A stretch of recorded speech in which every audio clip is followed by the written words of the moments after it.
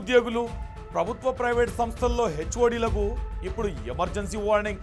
ప్రభుత్వం కొత్త cyber scam కలకలం సృష్టిస్తోంది. బాస్ స్కామ్ లేదా CEO ఇంపర్సనేషన్ ఫ్రాడ్ అని దీన్ని పిలుస్తున్నారు. కేవలం 20 రోజుల్లోనే దేశవ్యాప్తంగా 300కు పైగా కేసులు నమోదవడం చూస్తే ఈ చీటింగ్ ఎంత వేగంగా స్ప్రెడ్ అవుతుందో అర్థమవుతుంది.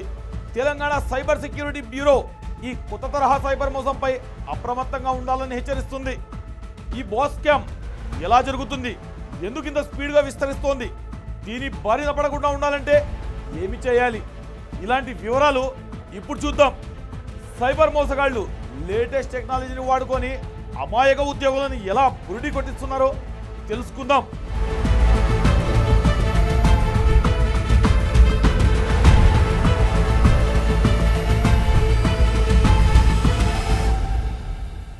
బాస్ స్కామ్ ఎలా పనిచేస్తుందంటే, చాలా తెలివిగా సైబర్ నేరగాళ్లు కంపెనీల CEOలు, మేనేజింగ్ డైరెక్టర్లు లేదంటే ప్రభుత్వ శాఖల హెచ్ఓడీల పేర్లతో నకిలీ ఈమెయిల్ ఐడీలు, వాట్సాప్ అకౌంట్ క్రియేట్ చేస్తున్నారు. ఇది వారి ఫస్ట్ స్టెప్. ఆ తర్వాత కంపెనీలోని ఫైనాన్స్ విభాగం లేదంటే ఇతర కీలక ఉద్యోగులను టార్గెట్ చేసుకుంటారు.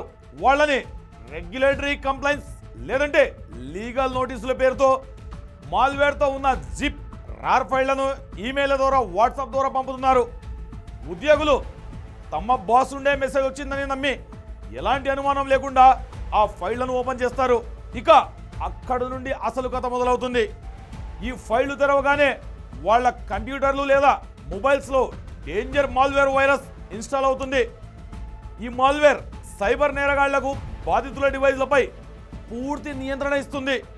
వాళ్ళ వెబ్, వాట్సాప్ సెషన్లపై హ్యాకర్లు ఆధిపత్యం సాధిస్తారు.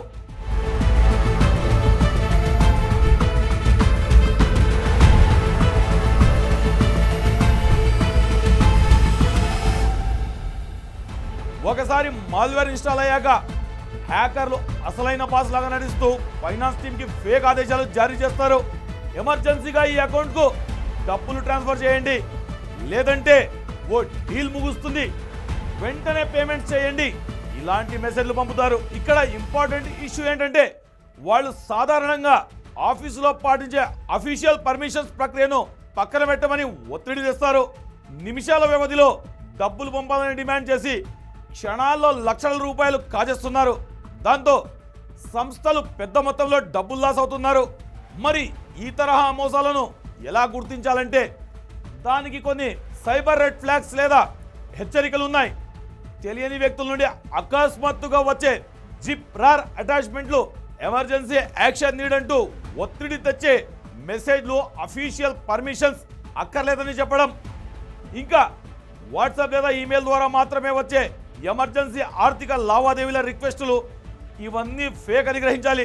ఈ బాస్ స్కామ్ బారిన పడకుండా ఉండాలంటే కొన్ని కీలక జాగ్రత్తలు పాటించాలి. Telangana cyber security bureau director Shikha Goyal కొన్ని సూచనలు చేశారు.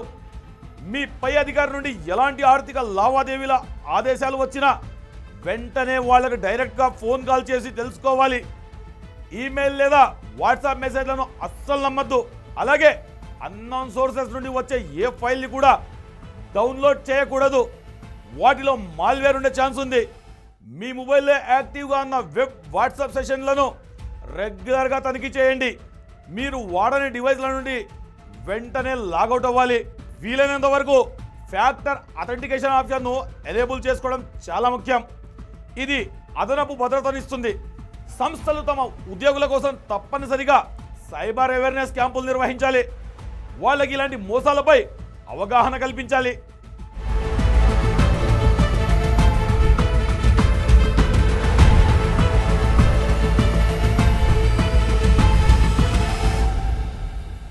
ఒకవేళ మీ సంస్థలో ఇలాంటి మోసం జరిగినట్లు గుర్తిస్తే వెంటనే అప్రమత్తం కావాలి. ముందుగా మీ IT లేదా సెక్యూరిటీ టీంకు ఇన్ఫర్మేషన్ ఇవ్వాలి.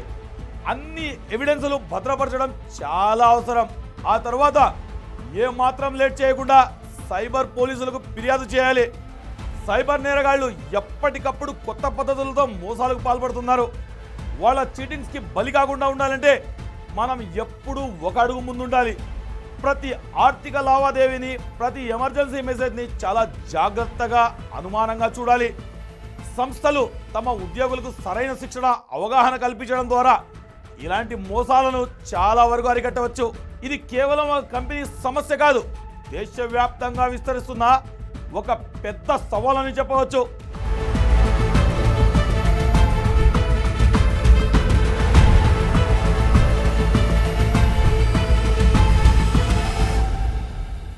బాస్ స్కామ్ ఐటీ ఉద్యోగులకు సంస్థలకు ఒక పెద్ద వార్నింగ్.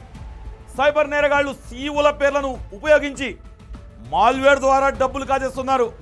మీకు సంబంధం లేని ఫైళ్లు తెరవద్దు, అనుమానాస్పద మెసేజ్లు మెయిల్స్ నమ్మద్దు.